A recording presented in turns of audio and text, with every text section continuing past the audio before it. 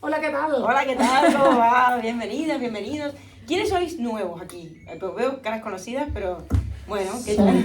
¿Quiénes sois? Siempre hay gente que viene, ya que son de la secta, como decimos, que viene cada jueves y bueno, de hecho los temas van saliendo de aquí, ahora explicaremos un poco por qué salió este tema y quién lo trajo. Pero bueno, bienvenidas y a los que venéis siempre, gracias y bienvenidos también. ¿Qué tal tú? ¿Cómo te va el día de lluvia?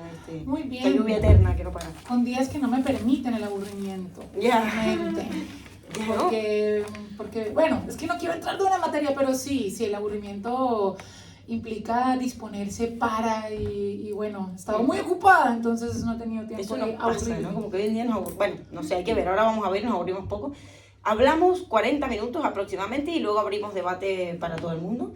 Y bueno, el tema lo propuso Magalí, ¿no? Magalí. Que es nueva estudiante mía, yo voy captando, mira, doy clases particulares de filosofía, ya aquí tengo 3, váyame, 4, tengo 4 aquí, vayan viniendo.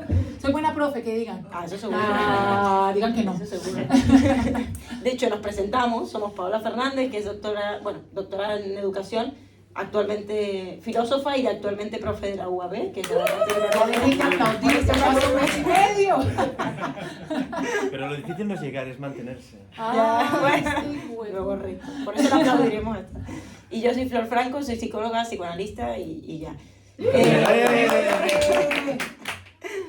Y claro, venía pensando, digo, ¿cómo surgió el tema del aburrimiento la vez pasada o cómo lo conectamos con el tema anterior, que era nihilismo y la muerte de Dios, ¿no? En resumidas cuentas.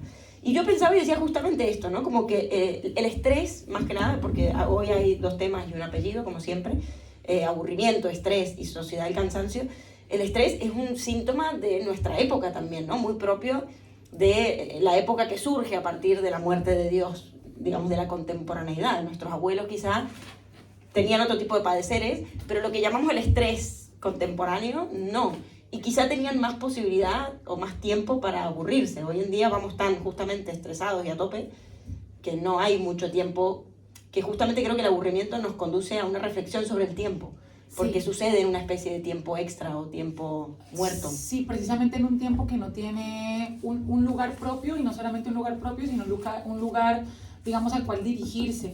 Y aquí empezamos de una, porque justamente Byung-Chul Han, que es el dueño del apellido de la charla de hoy, porque él escribió justamente un libro que se llama La Sociedad del Cansancio, en un libro que se llama El aroma del tiempo, que ya hablaré un poco de él, retoma algo que plantea el filósofo que se apoderará de toda la parte, en mi caso, del aburrimiento, que es Martin Heidegger. Y ahí me va a tocar explicar unas cositas para llegar hasta el aburrimiento. Pero primero, antes de eso, estoy aquí haciendo bastantes avisos parroquiales antes de entrar en materia, quiero entrar con lo que me llama la atención, empezar cuando vamos con una charla, que son las etimologías, que me pareció súper interesante la etimología de aburrimiento. Aburrimiento proviene del latín ab, que es un alejamiento, una separación, un temblar o un estremecerse, y horrere, que es terror, rechazo, desagrado, aversión. Originalmente era una sensación de aversión a causa de un vacío insoportable, que veremos que para Heidegger esta noción de vacío sí va a ser insoportable, pero va a ser importante y la tendríamos que tener para encontrarnos con nosotros mismos de alguna forma. Y ya luego, digamos, el aburrimiento se empezó a relacionar un poco más con el tedio, con, digamos, esta falta de interés, como, digamos, este alejamiento de aquello que no nos llama la atención, ¿sí? Como queremos como alejarnos de aquello que no nos satisface y no nos da esa endorfina momentánea que necesitamos.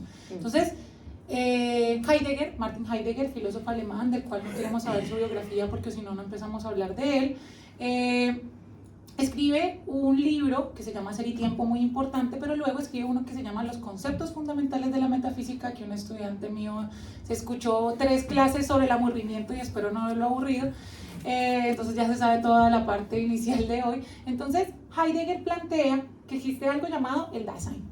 ¿Qué es el Dasein? Es el ente que en cada caso soy yo mismo. ¿Eso qué significa? Significa que el Dasein, que finalmente es el ser humano, es esa cosa que yo soy cada vez que yo estoy siendo yo. Suena redundante, pero es así. Yo no puedo decir yo soy Paola, porque sería como un ente aislado, como esto es un libro, esto es una botella, o sea, Estos son cosas cerradas, pero el Dasein está siendo, ¿sí? Está haciendo verbo, está haciendo. Entonces se supone que el Dasein somos todos los seres humanos, se supone, pero él hace una diferenciación con otro tipo de, llamémoslo otro tipo de seres humanos, aunque él nunca utiliza la palabra ahí ser humano, pero como otro tipo de seres humanos podríamos decir a los cuales les llama Dasman, que ya no sería un ser ahí como el Dasein, sino que sería esa cosa, ¿sí? Esa cosa que puede ser cualquier cosa. ¿Qué lo diferencia?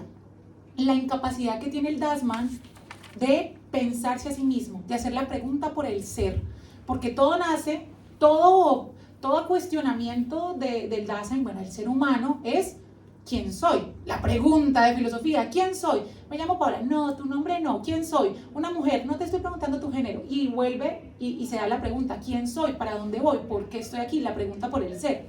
Entonces, Heidegger va a decir que el Dasein es capaz de tener una cosa que él llama existenciarios, que son unas características. No voy a profundizar ahí porque si no nos ponemos muy teóricos, pero uno de esos existenciarios, de esas características, para no ponerle ese nombre tan rimbombante y que no tiene el Dasman, es algo que él llama temple anímico.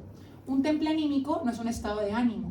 Un temple anímico es la forma en la que estamos dispuestos para estar en el mundo. Es decir, la forma en la que estamos dispuestos para interpretar la realidad. No es estar feliz o triste, es estar dispuesto para.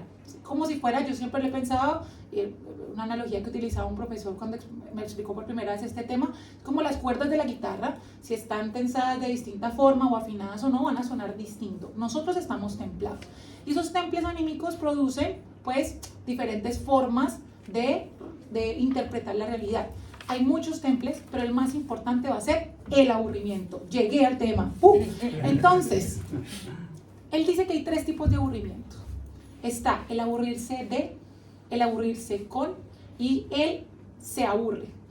Porque Heidegger es así, empieza a dividir cosas y dar nombres a las cosas. Pero es muy interesante.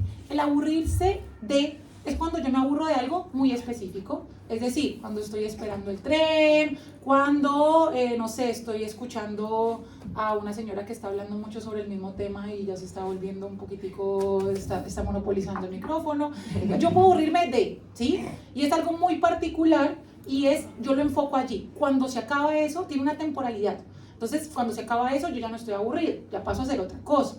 El aburrirse con es un poquito más complejo porque el aburrirse con ya empieza a desdibujarse el tiempo y es cuando de la nada me llega un aburrimiento como, estoy ahí en la fiesta, punchis, punchis, punchis, pun, y de la nada como que, me quiero ir. Pero no es algo en particular, no es que alguien me cayó mal, no es que la música esté mala, es como, es que no quiero estar, es que hay algo que me genera como un displacer, hay algo que simplemente como que quiero eliminar, pero sigue siendo un poco situacional, es decir, se dan situaciones.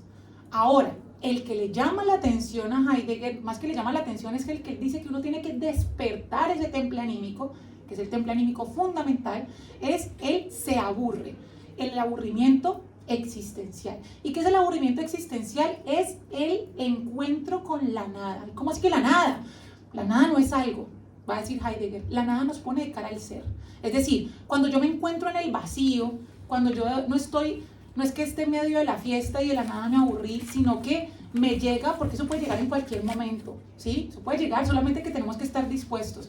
Puedo estar contemplando algo, eso nos llega a casi todos cuando vamos a dormirnos, justamente antes de dormirnos, y llega un momento de ¡pum! Mera reflexión, mero volcarse con el ser, mero encuentro con la nada, porque la nada, como les digo, no es algo. La nada me pone de cara al ser, la nada me muestra el ser. Y entonces me pone de cara a las preguntas existenciales, me pone de cara, ahí sí, ¿quién soy? ¿Qué soy? Y ahí me pone de cara a otras cosas fundamentales. Voy a morir y lo único que soy dueño es de mi propia muerte. Y mi finitud le da sentido a mi existencia, porque si no fuéramos a morir, vivimos una vida como si no fuéramos a morir, pero si no morimos, ¿qué hacemos con nuestra vida? Pero también me pone de cara que estoy arrojada en el mundo, que me toca tomar decisiones y soy responsable. Es ahí, en ese temple anímico, donde yo puedo realizarme todas estas preguntas.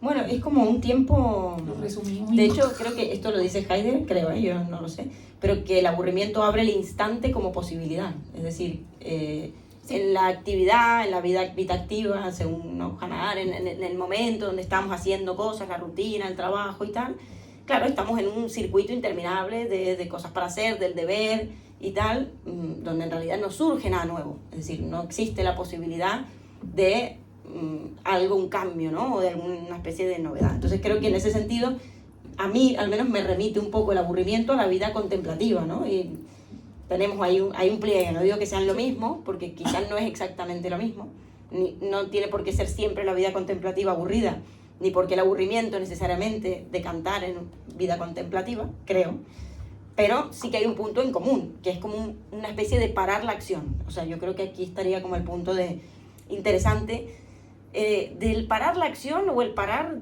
el tiempo productivo, mejor dicho, ¿no? O sea, yo creo que si algo tiene el aburrimiento de interesante para conectarlo con nuestra época, y por eso decimos que hoy por hoy no podemos aburrirnos, y ahora veremos un poco por qué, es porque en realidad todo el tiempo estamos haciendo algo, ¿no? Y no solo el trabajo, porque es verdad que muchos trabajamos mucho, yo me incluyo en ese grupo al menos, pero no es solo eso, y yo hablo por mí porque a mí me pasa, yo no me aburro, pero mal por mí en ese aspecto. Pero claro, cuando tengo un tiempo libre, tipo el fin de semana, lo que sea, planes sociales, actividades, cumpleaños, la fiesta, no sé qué, la reunión, o sea, siempre hay una cosa que hacer. Y personalmente también me pasa, y veo a mi alrededor que es algo común de nuestra época, que en el momento de no hacer nada nos sentimos como raros, ¿no? O sentimos que me está faltando por hacer, algo me olvidé. No hay ese momento de permitirnos, nos da FOMO, hay como una especie, nos da ansiedad incluso también, ¿no? Una especie de, hey, ¿qué está pasando? Ya no estamos ni siquiera acostumbrados a ese estado de inacción, se podría decir, o al menos de no productividad. Un momento de, no sé, si no hacer nada o hacer nada, porque también ahí como que puede ser distinto. Una cosa es el no hacer nada y otra cosa es el realmente poder dedicarse un día a hacer nada. ¿Esto a qué me remite? A Dios. Nuevamente, conectamos con Dios de la vez pasada. No, pero al Dios del Antiguo Testamento, cuando en la creación hace, bueno, lunes, martes, miércoles, trabaja, pero el séptimo día descansa y lo denomina día sagrado.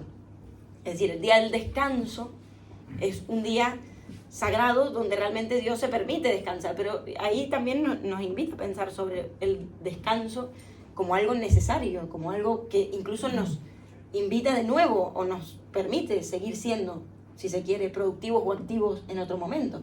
Pero sin el descanso después llegamos a lo que es el estrés, que va a ser interesante esa reflexión también.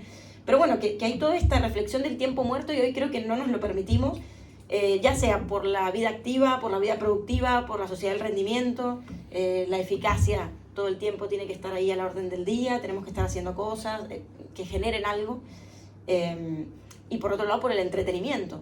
Y aquí nuevamente nos remite a una reflexión sobre el tiempo. El entretenimiento es un entretiempo, ¿no? Un pasatiempo, un momento en el cual estamos entreteniéndonos o remitiéndonos a la diversión como forma de no estar aburridos. Entonces, claro, ahí vuelvo al vacío, ¿no? Que nombrabas y decimos, bueno, quizá es que no nos permitimos ese momento de vacío, sin diversión, sin entretenimiento, sin acción productiva, sin rendimiento, que es el que quizá nos permitiría escucharnos, ¿no? O escuchar algo más allá del ruido contemporáneo. Es que precisamente el vacío nos pone de cara al ser. O sea, hay un texto, otro que se llama que es la metafísica de Heidegger, en donde él se pregunta inicialmente como, bueno, ¿qué es la nada? Y luego termina con la pregunta ¿por qué existe el ser en vez de la nada? Y en vez de dar como una respuesta fija, lo que dice es que la nada es el desocultamiento del ser. Estoy sonando, no quiero sonar tan heideggeriana. Nos pone de cara, digamos, yo puedo decir, para poner ejemplos más de la vida, yo puedo decir que no es la botella, bueno, no es el libro, no es el papel, no es el lapicero, no es el micrófono. Y ese desocultamiento de lo que no es me puede dar de cara a lo que sí es la botella. Yo puedo llegar, si me pongo a definir todas las cosas del mundo excepto botella, nos demoraríamos un poquito, pero podríamos llegar a definir botella desde ese desocultamiento precisamente del no ser. Entonces lo que va a decir Heidegger es que precisamente el vacío nos pone de cara al ser. Y es que nosotros, de hecho, Heidegger también va a mencionar esta cuestión de los pasatiempos. ¿Qué pasa? ¿Qué va a decir este autor? Va a decir que nosotros estamos inmersos en algo que él llama el uno o la publicidad, el todo. Va a llamar Hannah Arendt, y justamente lo nombré aquí, en la condición humana, el hombre masa, ¿sí? ¿Sí? No es el hombre político, es el hombre masa. El todos piensan, todos, el se dice, el sé, también dice Heidegger. Se dice, se piensa, se opina. ¿Quién? No sé, pero se dice. Se dice que hay que ponerse un clean look, que el clean look es solamente imitando figuras blancas antropocéntricas. Estoy hablando, yo creo que esto está enfocado en público femenino, lo que acabo de decir, pero el clean look es un tipo de maquillaje que hoy en día está de moda, que es como maquillarse pareciendo que no estás maquillada. Entonces se dice que esa es la forma adecuada de maquillarse. ¿Quién? No sé. ¿Quién? ¿Qué? ¿Dónde? La publicidad. Entonces, lo que pasa cuando estamos aburridos existencialmente es que, y voy a hacer esta distinción, de hecho, Heidegger del aburrirse con y el se aburre, es que nos despierta y nos despierta el ser, y eso es incómodo porque es tirar de la curita. O sea, no queremos darnos de cara a nosotros mismos, no queremos pensar por nosotros mismos, porque el aburrirse de, dice, nos molesta cuando estamos aburridos de algo muy particular, alguien que, no sé, huele mal en el metro, nos molesta eso en particular. El aburrirse que con nos vacía, esta sensación de tedio, de ay, no sé qué me pasa, pero me siento incómodo, estoy como aburrido, pero no sé de qué. Pero el uno se aburre, el se aburre, a diferencia de los otros tipos de aburrimiento, va a decir Heidegger, nos despierta desde el asombro del ser, es decir, de darnos de cara a quiénes somos.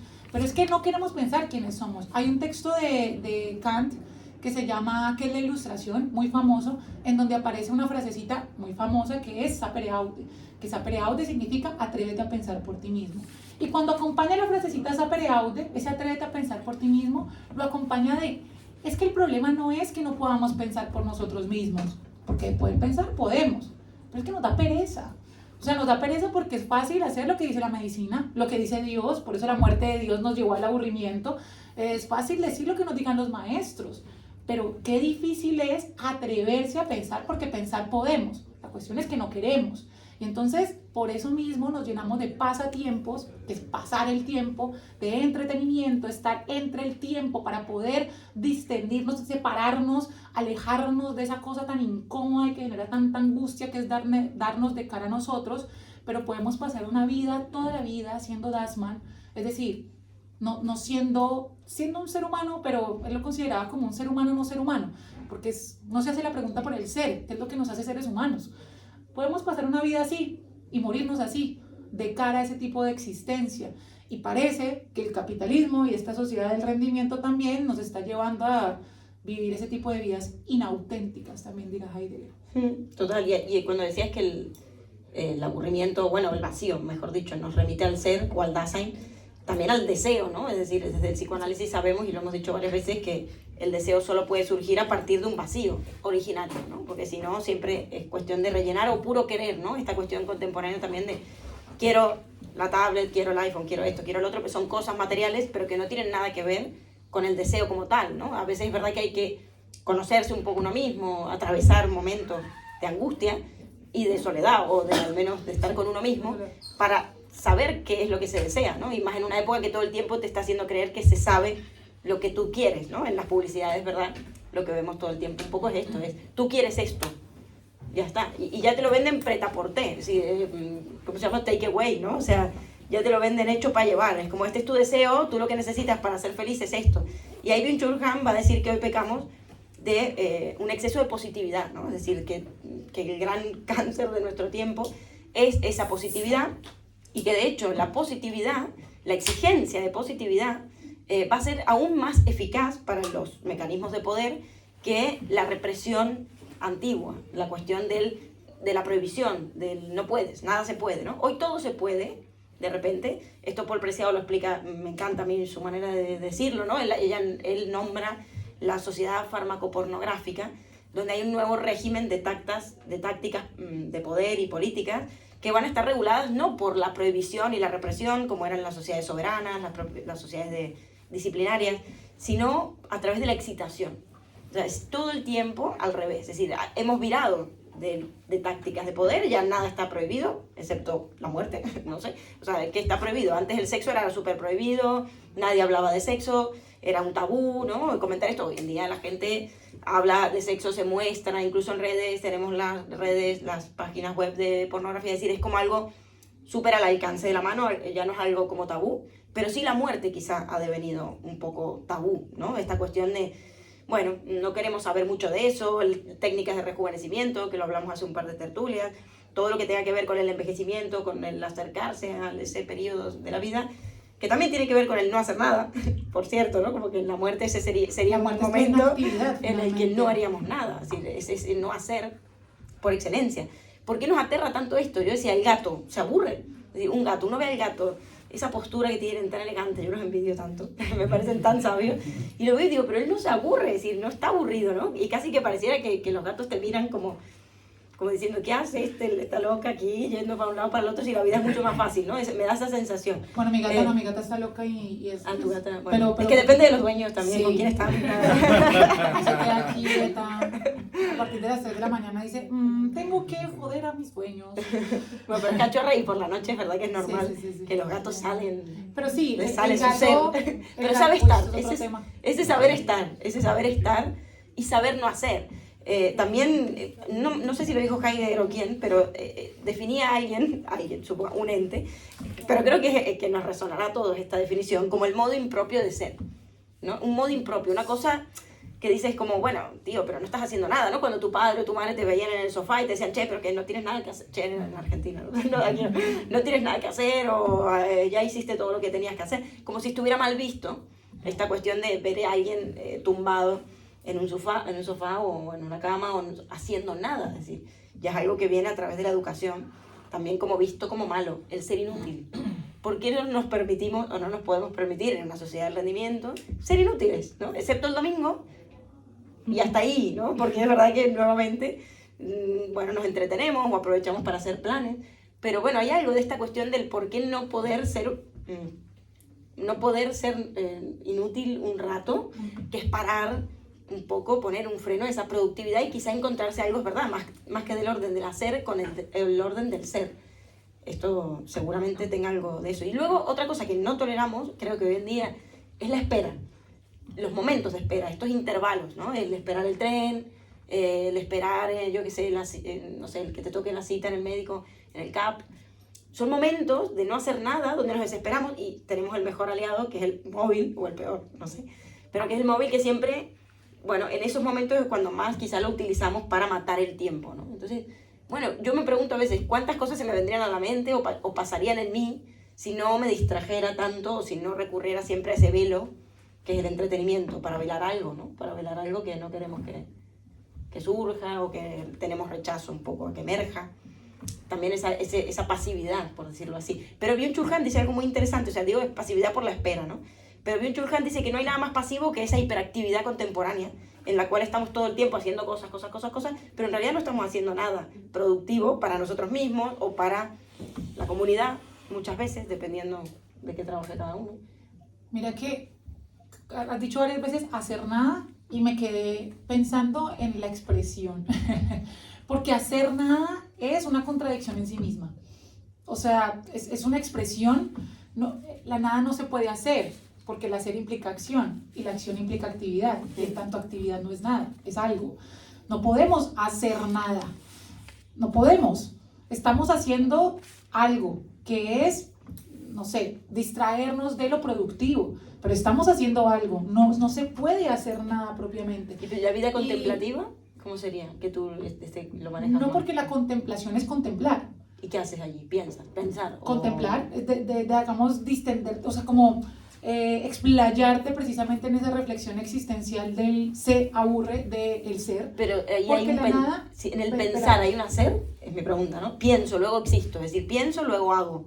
Cuando hago no pienso, cuando pienso no hago. No necesariamente es que pensar implique necesariamente existir a lo cartesiano, sino que es que la nada no es nada. O sea, la nada no puede ser algo. Etimológicamente la nada es la ausencia de. Heidegger va a decir que la nada nos pone de cara al ser.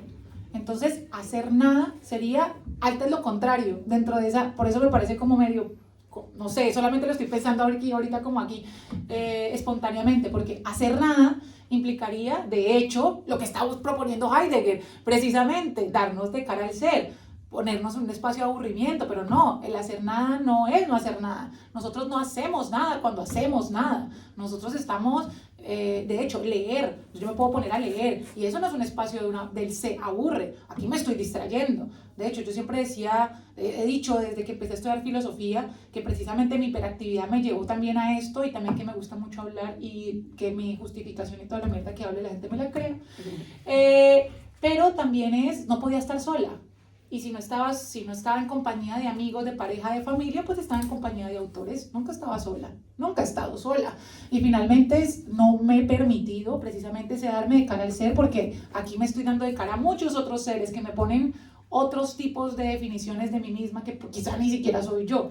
Eso, y ya voy un poquitico a Shulhan como para diseccionar de pronto estas ideas que puede que les resuenen, pero que puede que algunos no sepan muy bien de esto de las sociedades disciplinarias y la sociedad del cansancio y el paradigma inmunológico, de hecho, que es el que llega a Han. A mí, bueno, voy acá primero esto de la sociedad del cansancio, que se me fue la anterior. Porque tengo la pero antes sí que decir una cosa del cogito cartesiano, y ya para cerrar, porque deberíamos meternos más con el estrés o la sociedad del cansancio, pero Jacques Lacan da una vuelta al cogito cartesiano, el famoso pienso, luego existo, y dice, bueno, no es tan así, señor Descartes, en realidad soy donde no pienso, pienso donde no soy. Y esto es lo que me hacía pensar un poco en la cuestión del cuando estoy haciendo, no estoy pensando, y cuando estamos en la vorágine de la vida cotidiana, en realidad el pensamiento está en automático, como cuando uno conduce un coche, una bicicleta, pero cuando no estamos haciendo es cuando a veces puede acontecer algo del orden de un pensar propio, que es cierto que no tiene tanto que ver con el leer a otros, es verdad, yo también he recurrido y recurro mucho a esa compañía, ¿no? de leer a otro, pero claro, ahí no emerge mi propio pensamiento muchas veces, puede ser, ¿no? O cuando estamos constantemente leyendo o conversando con otros autores, bueno, hay algo del pensamiento propio que antiguamente la gente tenía mucho más tiempo. Imagínense en el campo, ¿no? La gente que podía, yo qué sé, tirarse toda la tarde mirando las estrellas y pensando, mira, esta ha vuelto a salir, cómo están posicionadas, yo qué sé, y así empezó la cultura también, la gente, leyendo el cielo. La gente, ¿no? Los aristócratas que eran dueños de los esclavos. Bueno, los campesinos, es verdad, había trabajo de campo. Mis abuelos no eran aristócratas ni mucho menos, al contrario, trabajaban, bueno, algunos, dos al menos trabajaban en el campo, y tenían tiempo para, o sea, la vida era más larga, tenían más tiempo para contemplar, para estar allí tomando mate toda la tarde. Hay una frase, eso existía. Hay una frase, hablando de eso, es que hay una frase de Séneca sobre la brevedad de la vida, o bueno, una cita mal citada, que es precisamente, no es que haya más o menos tiempo, es que nosotros lo utilizamos de un modo diferente, o sea, la vida no se nos agota por no hacer, ¿sí? Esto lo habla un poco sobre la brevedad de la vida, es como, no es que haya ausencia de tiempo, es que hay una forma diferente en que lo interpelamos, lo estoy parafraseando del orto, pero bueno. Quiero hablar un poquitico de la sociedad del cansancio, que es el apellido de esta charla, porque aquí hay una cuestión interesante de Byung-Chul Han. Byung-Chul Han, que lo hemos mencionado 1000 veces y no hemos dicho quién es un autor surcoreano que se fue a Alemania y se nacionalizó allá y está dando clases allá. Y todavía da clases y cátedras, de hecho todavía escribe libros, hace poco sacó uno, bla, bla. Pero realmente todo es un capítulo de un libro que se llama La sociedad del cansancio, solamente que el hombre es un marketinero y entonces escribe libros nada más de este porte. Hoy me acabé prácticamente este libro, Psicopolítica, y literalmente es leer La sociedad del cansancio. Ese hombre literalmente quiso vender libros. Pero entonces si uno quiere saber qué dice ese hombre, está en La sociedad del cansancio, que está en el título de nuestro libro. ¿Y qué dice? ¿Qué es lo interesante? ¿Por qué es tan famoso el señor y por qué lo trajimos acá? Él se da cuenta de algo. Él lee a Foucault, también lee de hecho a Hannah Arendt, lee a Foucault, también un autor contemporáneo que es fundamental porque analiza el poder, porque analiza las instituciones, es decir, analiza quiénes han tenido el poder y cómo se ha ordenado el poder, y se dio cuenta Foucault que el poder ya no es tan vertical, sino que también hay un poder horizontal en donde hay como un biopoder, una microfísica del poder, unas dinámicas de poder, que nosotros nos autorregulamos. Bueno, dijo cosas muy interesantes, pero planteó que existían pues como unas sociedades disciplinarias. Estas sociedades disciplinarias eran de alguna forma las que determinaban qué era lo normal y lo anormal, es decir, lo normal entendido como norma, como mediatizado, como para todos por igual, mientras que lo anormal como aquello que no se adecua a la noción de norma. Entonces, ¿quiénes hacían eso? ¿Qué instituciones preservaban eso? La escuela, los psiquiátricos, los médicos, las leyes, todas las instituciones que de alguna manera establecieran un poder sobre lo normativo. Pero entonces, Byung-Chul Han leyendo esto se da cuenta que hoy en día no pasa así. ¿Cómo así que no pasa así? Ya no estamos en sociedades disciplinarias, ya estamos en sociedades del rendimiento, que lo mencionaba Flor. ¿Por qué? Porque es que ya el enemigo, aquella cosa que nos controla, no está afuera, ¿sí? Está en nosotros mismos. Y entonces pasamos a dos tipos de paradigmas. Pasamos del paradigma inmunológico, que cuando el sistema inmune, ¿qué hace? Protegerse de enfermedades. Pasamos a un paradigma neurológico, porque ya no nos estamos protegiendo de las enfermedades, ya nos estamos protegiendo a nosotros mismos. Entonces ya no estamos ante el jefe como, no, mi jefe me trata mal, bueno, también, pero aparte de tener el hijo puta jefe, estamos nosotros en casa, que somos los más tiranos sobre los tiranos sobre nosotros mismos. Está you can do it, el tú puedes hacerlo, la autoexplotación, ahí llega el burnout, ahí llega el estrés, porque el burnout no es solamente estoy cansado, o estoy totalmente agotado, es de alguna manera colapso dentro de lo cotidiano. Y entonces va a decir Byung-Chul Han que esto se da por muchos motivos, pero sobre todo por un exceso de positividad, que lo mencionó Flor. Pero es importante aclarar aquí, la palabra positividad en filosofía, y cuando lo hablamos aquí, no es ser positivo, o sea, no es ser feliz, no, ojo al piojo, que ser positivo no es aquí lo mismo, ni tampoco un tipo de sangre. La positividad es el exceso de lo mismo, ¿sí? Es decir, cuando yo digo como elimino la negatividad, porque lo que dice Byung-Chul Han es que en este proceso eliminamos la negatividad, es que eliminamos el otro. ¿Qué es la positividad? Todo lo que es lo mismo. En ese orden de ideas, según lo que estamos hablando, todo lo que soy yo. Entonces, yo voy yendo por la vida encontrando espejos. Entonces, la agonía del Eros lo dice. Yo me enamoro ¿de quién? De un espejo mío, ¿sí? Y por eso tan fácil es que vemos pornografía y no nos preguntamos si la está ay, pobre señorita, ¿será que la trataron bien después del set? No, nos venimos y apagamos el móvil y ya. Nos venimos en colombeñoles, ¿cómo se llama aquí? Nos corremos y ya. O sea, de alguna forma eliminamos el otro. Entonces, cuando hablamos de exceso de positividad, es un exceso de yo. O sea, un exceso de lo mismo. ¿Y quién es lo mismo? Yo estoy en todas partes, yo. Y ese exceso de positividad nos lleva a algo complejo. Y es las psicopatologías. O sea, el auge de la depresión, del TDAH, de la ansiedad, del TLP. O sea, no es porque hoy en día estén de moda. Es porque las condiciones en las que estamos, donde la autoexigencia, la autoexplotación, la sobreexplotación y la sobreestimulación nos llevan a eso, porque hay exceso de positividad. Somos nosotros mismos y ya. Sí, de hecho, Byung-Chul Han va a decir que en las épocas de poder disciplinario se producían normalmente locos o asesinos, ¿no? Estaba el manicomio y la cárcel, la prisión. Pero en cambio en las sociedades de ahora, que él llama, bueno, del cansancio en este libro, pero en realidad también Paul Preciado llamaría las sociedades farmacopornográficas, o las sociedades de control, le dijo Deleuze, pero ya estamos más allá, que es lo que Paul dice, lo de las sociedades disciplinarias, se producen ansiosos y depresivos, ¿no? Como más bien estos cuadros psicopatológicos que van a surgir como síntomas también del tiempo en el que vivimos, es decir, las patologías mentales, excepto algunas que sí que, bueno, son más complejas, podemos decir, y atraviesan toda la historia de, casi diríamos, de la humanidad, casi, desde que hablamos al menos y tenemos cultura, pero hay otras que en realidad van variando y fluctuando mucho en torno al tiempo determinado y en torno a la época, son síntomas de la época. Es cierto que en los manuales clásicos de la psiquiatría las interpreta como cuadros psicopatológicos, como trastorno, hoy se usa esa palabra que viene del disorder en inglés, o sea, trastornado todo el mundo, esa es la etiqueta, pero en realidad desde el psicoanálisis al menos se lo interpreta a la mayoría, diría, de estos trastornos como síntomas que dicen algo. Porque creo que lo interesante que tiene el psicoanálisis para decir de los síntomas o de estos cuadros psicopatológicos es que en realidad un síntoma no es como en la medicina, una cuestión a eliminar o a curar necesariamente, sino una metáfora, algo que dice algo que está pasando. Por ejemplo, supongamos el ejemplo más tonto, el estrés podría ser uno, pero otro, el TDAH.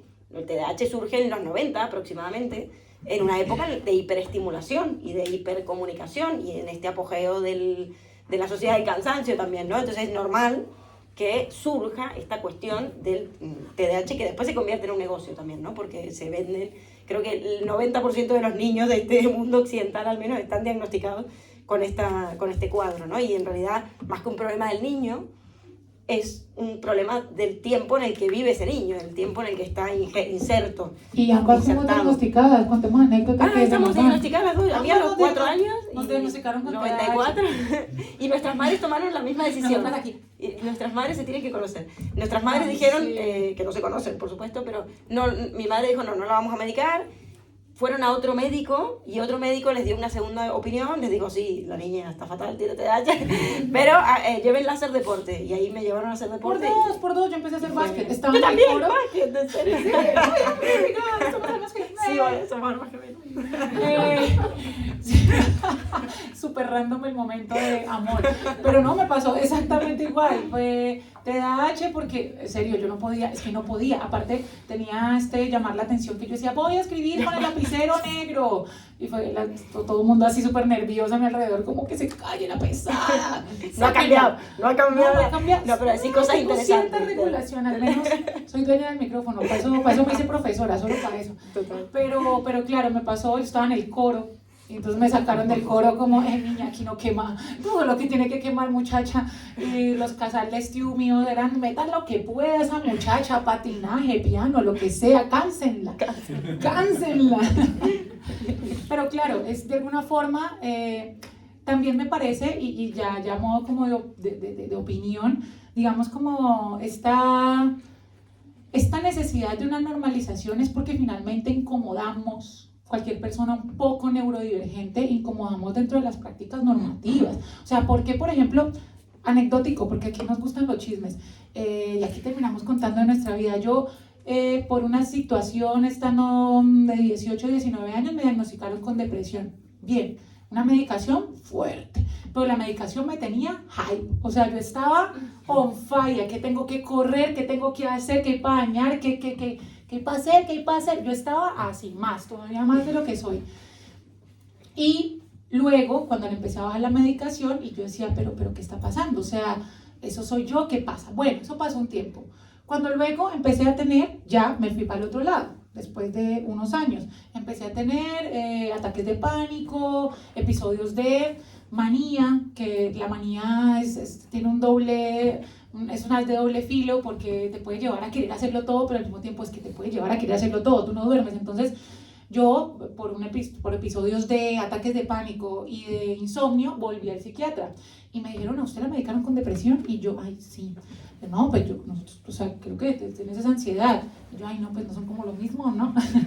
Y luego, después de pasar por varios psiquiatras y un buen diagnóstico, pues me diagnosticaron como afectivo bipolar. ¿Qué pasa? ¿A qué voy con esto?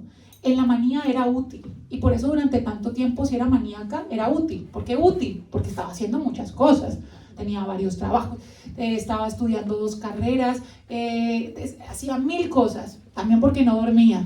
¿Qué hacía? Yo creo que leí muchísimo más en mi adultez joven y adolescencia, adultez joven, ¿no? Como si ya fuera vieja, pero digo como mucho más mis 20s, centrado en los 20s, porque es que de plano no dormía. Entonces, ¿qué hacía en ese tiempo? Ya me mamaba a ver televisión, me ponía a leer, es que no tenía más que hacer. Entonces, era hiperproductiva, que finalmente es lo que quiere una sociedad. Este paradigma inmunológico nos lo impone. Pero entonces, ¿qué pasó en el momento en que la manía me llevó a no ser funcional? ¿Qué pasó en el momento en que la manía me llevó a ataques de pánico? ¿Qué pasó en el momento en que la manía me llevó a ataques de insomnio? Heavy, o sea, yo pasaba bastantes días sin dormir y eso lo vuelve uno un poquito más loquito. No se lo recomiendo a nadie. Ya no era funcional y ahí volvió la medicación. Entonces, realmente lo que quieren medir toda esta cuestión con los nombres, con la normalización es hacernos funcionales para un sistema al cual le somos útiles. Total. Y ahí enlazamos bien con el estrés, pues ya nos queda poco para ir cerrando. El estrés es una palabra que en etimología significa, al menos lo que yo encontré, strictus, estricto, o viene también del inglés, que es presión, énfasis, estrecho, ceñir, apretar. Ay, eso suena como la etapa anal de Freud, ¿no? Sí, como un el poco así. apretar. Bueno, es que estamos quizá en una época un poco así, no hay que ver. Habría que hay una etapa del desarrollo etapa psicosexual, sí, muchachos, sí. No estamos hablando de ano por otras cosas. Sí, que sería muy largo de explicar. Sí, nos vamos a la verga. Pero el término estrés, bueno, que significa eso en etimología, es un término que un fisiólogo húngaro que se llamó Hans Selye en 1930 retoma para la medicina y la fisiología de la física. Y lo ato con lo que estabas diciendo, o sea, no era porque sí. En física, el término estrés se refiere a una fuerza interna que por unidad de área actúa dentro de un material cuando está sujeto a fuerzas externas. Es decir, es una fuerza aplicada que se genera sobre un cuerpo, ¿no? O sea, hay un cuerpo que tiene tensión interna, pero porque le están ejerciendo una fuerza externa a través de otros materiales, ¿no? Y esto me parece interesante, porque hoy en día vivimos un poco en este punto, ¿no? No es por echarle la culpa, obviamente, a algo que siempre nos viene de fuera, pero sí que hay muchas demandas, o esto que decías de la sociedad, de la positividad, el exceso de positividad, que hay un yo enorme y un ego gigante, obviamente, que no nos permite ver mucho más allá de nuestra cara, como Narciso en el lago, pero sí estamos sujetos a muchas exigencias, ¿no? Y hay un sinfín de la exigencia, es decir, no hay un momento donde eso se detenga. Esto tiene que ver con la muerte de Dios nuevamente y con el haber introducido al padre, que esto lo explicamos la vez pasada, es decir, en el mito freudiano, los hijos matan al padre y se lo comen, es decir, lo integran al padre. Hemos matado a Dios, nosotros lo hemos matado, como decía Nietzsche, pero lo hemos incorporado. Con su sangre nuestro cuchillo. Ahora ya no nos ve desde fuera, ya no estamos pensando, ay, Dios me va a ver haciendo esto y me va a venir y me va a castigar, pero desde dentro a veces sí que nos saltan las alarmas, o cada uno ha devenido un poco su propio padre, en el sentido de, bueno, tenemos ese policía, esa conciencia moral, ese super yo, como diríamos en psicoanálisis, que desde dentro nos dice esto sí, esto no. Pero también el super yo tiene otra cualidad, que es el decirnos siempre que se puede más. Tú puedes más. Hoy he trabajado, he atendido 20 pacientes, no sé, he hecho una charla, pero puedo un poco más. Llego a casa y me tengo que poner a leer un artículo. Pero llego a casa y tengo que, ¿no? O puedo ir a un cumpleaños, pero también puedo ponerme otro cumpleaños ese mismo día, porque ¿cómo me voy a perder uno? Siempre yo puedo. Siempre puedo más. Ese exceso es muy superyoico, es un exceso de goce y es un exceso que genera mucho estrés también, porque estamos siempre presionados para cumplir exigencias, múltiples exigencias, la del trabajo, la de lo social, la de la familia, la de las redes sociales, la del novio y el perro, ¿no? O sea, es como que siempre estamos allí sujetos a demasiadas fuerzas que se ejercen de fuera, pero a la vez de dentro. Es que se originaron de afuera, pero se internalizaron y se hicieron propias, porque precisamente con esa analogía hablamos al padre, porque pasamos de lo inmunológico a lo neurológico, porque ya nos tragamos la enfermedad y la mandamos para arriba. Y el estrés ahora se ha vuelto la normalidad. Esto es lo loco también, ¿no? Es decir, se ha vuelto el pan de cada día. El vivir estresado es como lo más normal del mundo. Y aquí no está el chico que vino la vez pasada, una pena, porque le gustaba la fisiología y le hubiese gustado. Yo me preparé para él, por si volvía. Bueno, un poco que no lo voy a comentar entero, pero cómo repercute el estrés a nivel fisiológico, ¿no? O a nivel interno, neurológico. Y claro, hay varias cuestiones, ¿no? Por un lado, bueno, el hipotálamo y la hipófisis empiezan a generar mucho cortisol. El cortisol, esto lo digo así rapidísimo porque no está bien explicado, pero para que veamos los efectos que tiene dentro del organismo. El cortisol se junta con la dopamina que segrega el hipotálamo y ambos generan adrenalina, ¿no? ¿Qué pasa? Esto puede ser muy positivo frente a una reacción amenazante o una reacción de peligro, que tenemos que escapar, que tenemos que responder a una situación de sorpresa, pero sostenido en el tiempo es una putada. Sostenido en el tiempo puede generar, bueno, que la dopamina se agote, porque es limitada, es decir, no es infinita, se agota la dopamina y lo que empiezan a surgir es un exceso de cortisol que se va acumulando y empiezan a aparecer los síntomas, ¿no?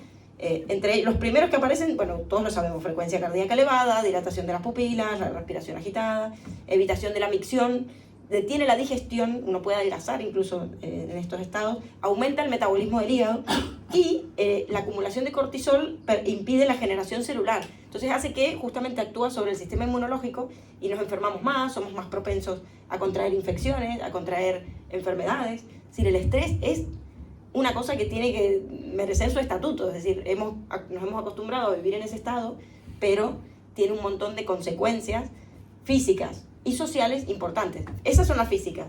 Ahora, las sociales también hay, que una vez está tan agotado, llega a un punto de agotamiento del estrés, en el que ya no quiere casi que ni ver a nadie, o se genera ese efecto contrario de aislamiento y de soledad, de decir, bueno, ya no quiero más, y caemos en la depresión, ¿no? Pero no es una soledad, que sería el burnout de... No es la sana, claro. Pero claro, no es una soledad que finalmente te lleva a aburrirse existencialmente, como lo propone Heidegger, que yo creo que para ir finalizando también, como para no quedar tan tristes de esta sociedad de mierda, ¿cuál sería la respuesta? ¿Qué hacemos ante esto? ¿Qué nos dirían?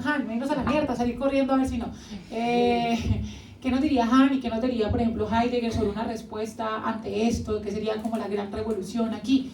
Pero claro, la cuestión es que no es una soledad, es ese FOMO, ¿no? Que FOMO sería como esa sensación de todo la están pasando mejor que yo, todo está pasando mejor allá afuera, porque de alguna forma pues tenemos esa autoexigencia.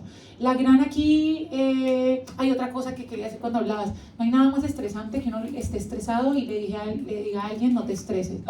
Ay, sí. Dijo nadie nunca para que uno no se estrese, cierro paréntesis. La gran respuesta que de hecho la habla Byung-Chul Han en El aroma del tiempo, plagiando a Heidegger en los conceptos fundamentales de la metafísica. Verán si van a cualquiera de las dos fuentes. Pero literalmente Byung-Chul Han nos dice saboreemos como el tiempo. Por eso el nombre del libro también es como igual psicopolítica, habla de psicología y política. Saboreemos un poquito el tiempo, digamos, dejemos al tiempo ser, porque finalmente nosotros hablamos de matar el tiempo cuando finalmente el tiempo es. Y la gran, digamos, respuesta aquí sería la contemplación, el asombrarse, el detenerse. Digamos, la cuestión es que, y aquí podemos abrir un debate gigante, yo creo que el contemplar y el detenerse también es una cuestión de clases, ¡boom! Pero, porque no todo el mundo puede contemplar, pero bueno, eso fue una discusión de otro debate que fue de un montón de tiempo. Pero sí que es cierto que la gran respuesta ante esto es el detenerse, pero el detenerse de verdad, o sea, no el detenerse para, no, hoy no voy a salir a la calle porque mañana me voy a despertar a las 5 de la mañana, me voy a hacer un skincare, voy a salir a trotar, luego voy al gimnasio, luego me voy a hacer unos pancakes saludables, no, detenerse de verdad, y eso es muy difícil, porque sí o sí nos va a poner de cara al ser. Porque en la nada está el desocultamiento del ser. ¿Y dónde nos van a poner? De cara a nosotros mismos. Y a preguntarnos quiénes somos. Y sentarnos junto a nuestra propia mirada. A veces no sienta tan bien, pero es fundamental arrancar la curita. Bueno, ahí está, y ralentizar el tiempo, ¿no? Vivir no tan en este acelere constante de la inmediatez, sino cómo hacemos esto. Ahora lo dejo para el debate y para ustedes que nos ayuden y conversar un poco de cómo buscar salidas, ¿no? Porque es verdad que si nos suena todo muy negativo y de queja y reclamo de miren la época de mierda en la que nos tocó vivir, y tampoco ese es el fin, porque de hecho en ninguna época es mejor que otra. En otras hubo otros problemas y otras sintomatologías, ¿no? Pero bueno, hoy en día estamos aquí y esperemos que el debate sea constructivo y luminoso y desde el respeto como siempre. Gracias.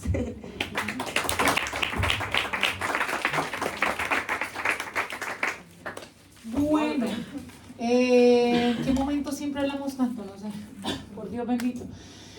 Ustedes aquí que tratan de, nosotros aquí haciendo freestyle, bla, bla, bla, bla. Les contamos un poco la dinámica para los nuevos. Ahorita va a haber un espacio de debate, no es un debate sino es un debate organizado. Entonces la idea es que respetemos la palabra del otro, nosotros estamos aquí un poco como moderadoras, pero no tenemos que responder necesariamente la pregunta que hagan, puede hacerlo otra persona. Y nada, tratamos de darle prioridad a los que no han hablado. Entonces, si habla uno y después quiere hablar nuevamente y otros que no han hablado, pues tratamos de que todas las voces que quieran ser escuchadas, pues sean escuchadas. Ahora, por otro lado, estamos registrando esto en este momento y después lo subimos a nuestro podcast que se llama Arrabaleras Parlantes con V de Raval, no por error ortográfico, sino porque nacimos en el Raval, es un guiño. Estamos en Spotify y en YouTube. Si por si algún motivo no pueden venir, aunque lo chévere es estar aquí, pero si por algún motivo no pueden venir, lo pueden escuchar. ¿Qué pasa? Que registramos también el debate. Entonces, para que sepan que quienes intervengan, pues pueden escuchar también su voz en nuestro podcast. Y bueno. Y adelante. Claro. Acá por ahí necesito un poquito de ayuda. Byung-Chul Han en La Sociedad del Cansancio dice que el psicoanálisis no es una herramienta válida, por lo que recuerdo, para tratar lo que es el burnout, dada en esta pelea que tiene con Foucault, digamos, ¿no? Que hoy el psicoanálisis no sirve para esto, para el burnout, para el estrés que vivimos hoy. ¿Te acuerdas por qué dicen que no? ¿O cuál es porque cuando habla del exceso de positividad, Es que no me ha quedado claro tampoco. Y él dice que el psicoanálisis no es una herramienta hoy que pueda, que antes sí, pero como se dan las cosas hoy, que no es un... Yo no podré ser objetiva, evidentemente, porque yo trabajo de esto. Y, a ver, tampoco me quiero poner fanática, ¿no? Porque no es la idea, no es el plan. Yo creo que sí sirve, creo que si no leí esto de Byung-Chul Han, pero si lo dijo retomando a Foucault, probablemente también tenga que ver con el Antiedipo de Deleuze y Guattari, toda la crítica al psicoanálisis contemporáneo, que me parece muy interesante y de la cual rescato muchas cosas, pero otras no. El Antiedipo. Por un lado, es verdad que muchos críticos del psicoanálisis se han quedado con la teoría freudiana, que no está mal, y si la contextualizamos en su época y hizo grandes avances y aportó muchas cosas a la cultura, muchas, o sea, a la altura de Nietzsche, como decían, ¿quién dijo? Los tres fundadores de discursividad, lo dijo Foucault, Freud, Nietzsche y Marx, de la época moderna. Pero es verdad que si uno lo lee, está muy a veces pasado de moda, o sea, como muy antiguo, ¿no? Hay conceptos que no suenan muy antiguos. Es cierto que Lacan ahí recupera y retoma y moderniza la teoría, pero yo creo que muchos filósofos, pero no se han tomado el trabajo de leer a Lacan realmente y ver qué es lo que actualiza de la teoría freudiana y cómo nos sirve a la hora de la clínica.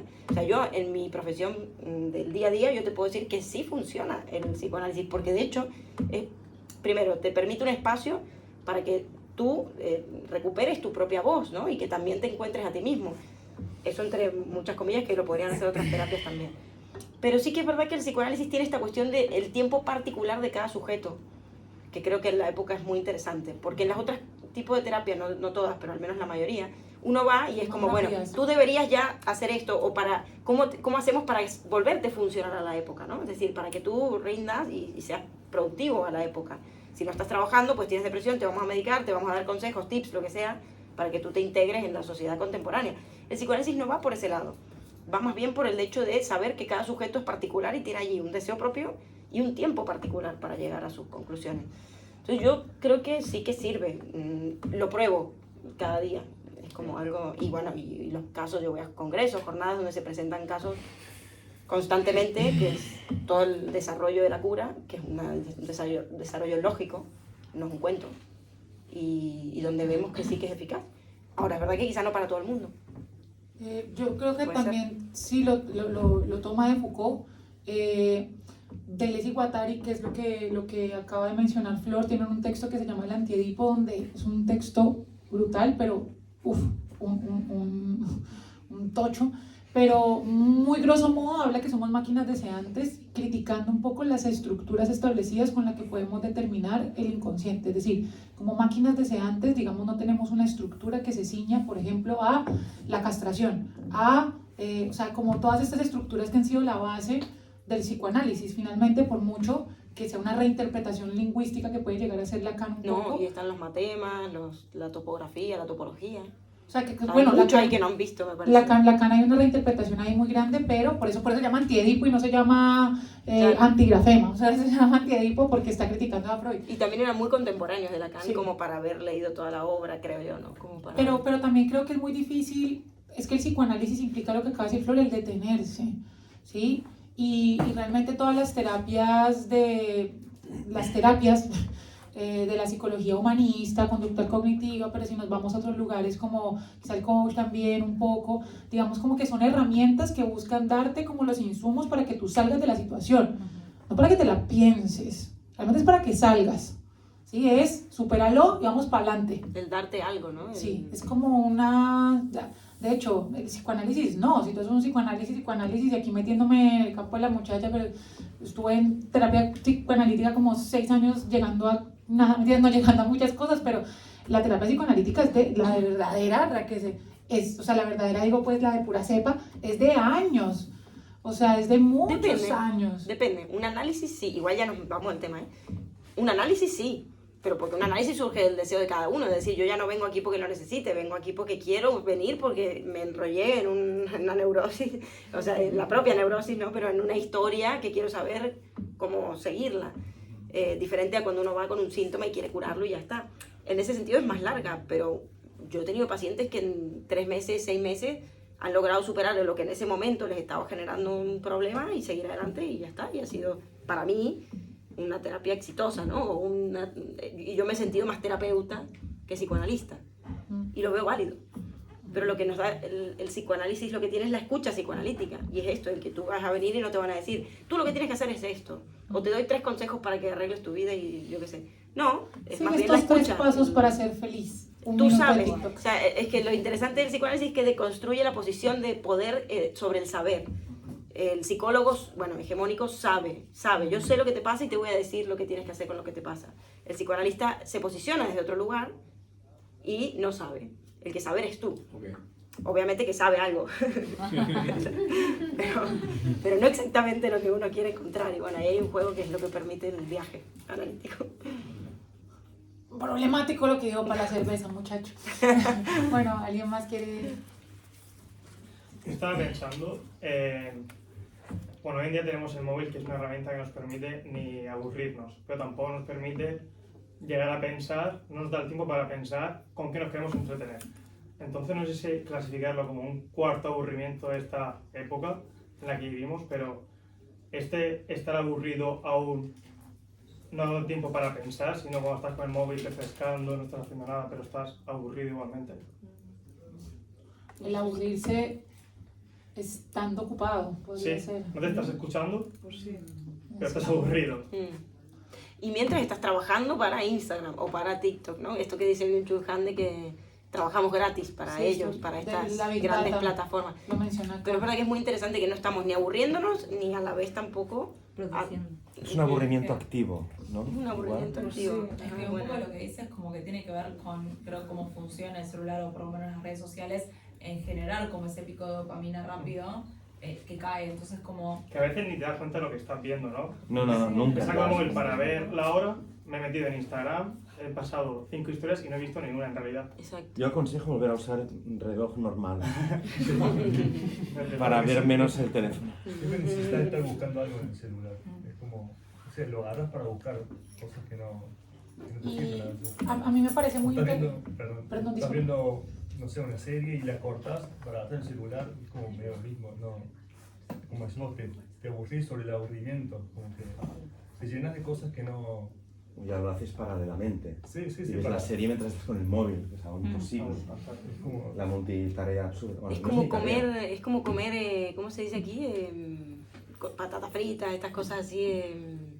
Industriales, sí. Comer Fast claro, food. fast food, exacto. Sí. Estas cosas que no te alimenta, pero a la vez sigues Eso pasa consumiéndolo. con los salados. Por eso los bares Con dan los- gratis o con lo dulce también. los salados, pero para seguir bebiendo, te ponen los salados para beber y eso es un Aquí círculo barbajo. sin fin. ¿Qué? Aquí barbajo. Queda cosas gratis. No existe. Pero me parece lo que acabas de decir de ese aburrimiento que no te permite siquiera sentir que estás aburrido o con que quieres entretenerte, que lo enunciaste así. Me pareció brutal, porque es que realmente las redes sociales en particular, porque de alguna forma cuando uno está viendo una serie o algo que requiere un poquito más de tiempo, pues uno puede aburrirse de lo que está viendo y decir, bueno, prefiero, y de pronto decidir cómo pasar el tiempo. Pero es que las redes sociales no te dan opción, No. son muy cortas. De hecho, uno no termina de ver ni siquiera un video de 1 minuto, es de hecho, TikTok tiene yo no sé qué mierda con el móvil, pero que no te deja ver la hora. Entonces yo, por ejemplo, no es la hora, fíjense, no sé si todavía pasa, pero yo por eso ya casi no abro TikTok, porque es un hoyo negro de perdición. O sea, si no ves la hora, al carajo. O sea, al menos en Instagram uno lo ve. Como este goce de perderse, ¿no? Como nos perdemos, esto que tú dices también de no, en realidad estoy viendo mucho, pero no estoy viendo nada. No, y es también. esa prueba que si tú estás 10 minutos viendo stories, o 15 minutos, y luego alguien te preguntara, nómbrame 5 vídeos que hayas visto. ¿Cuántos? 10, es incapaz, eres incapaz.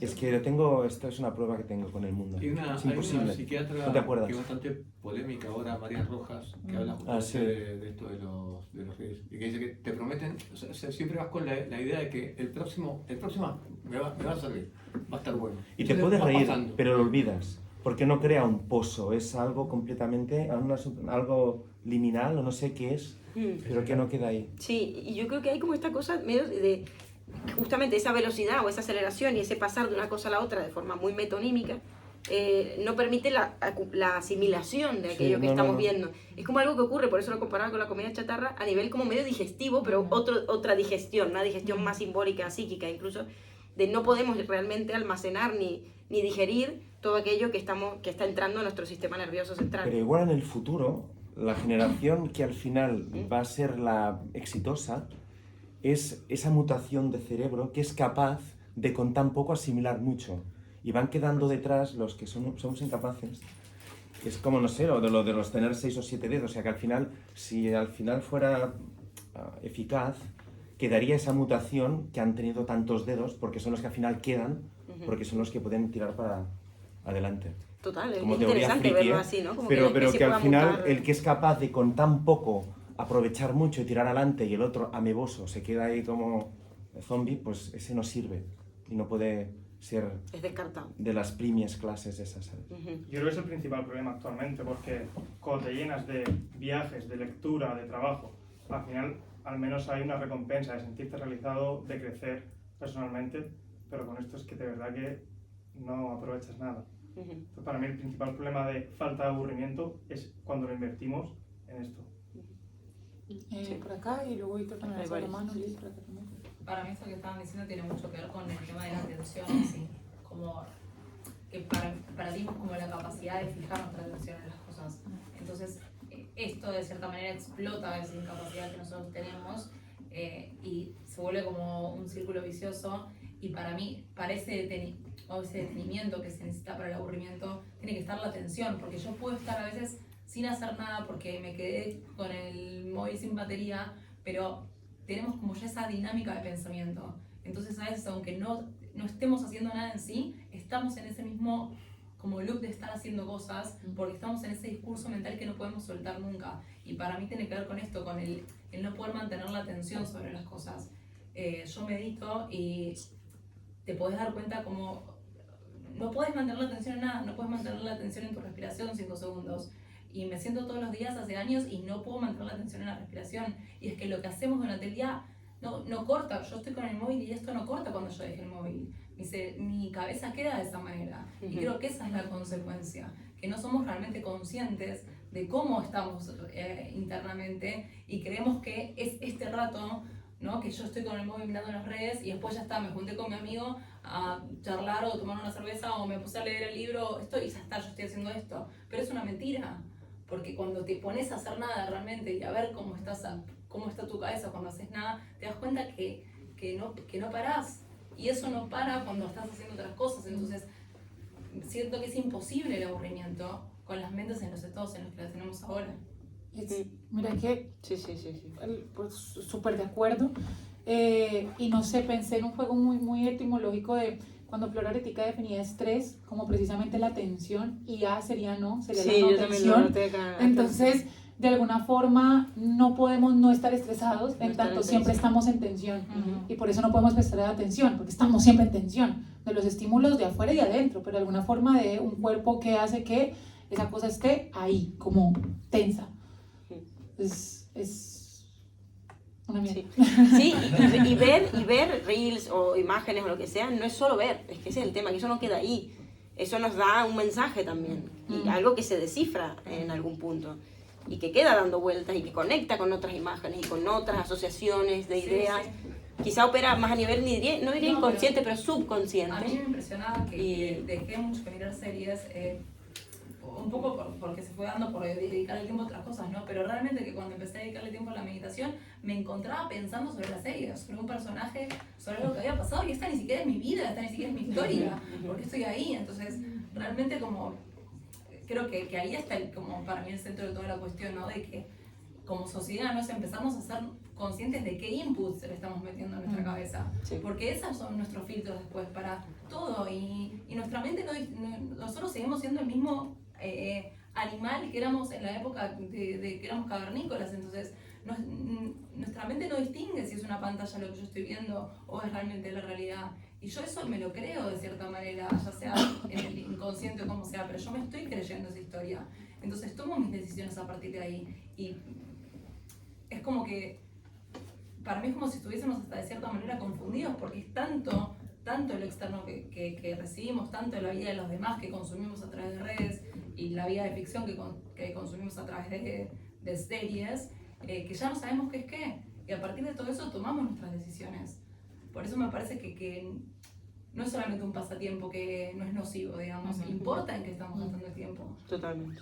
Pero ¿tú crees que esto es producto de aplicaciones como TikTok o Netflix o lo que sea?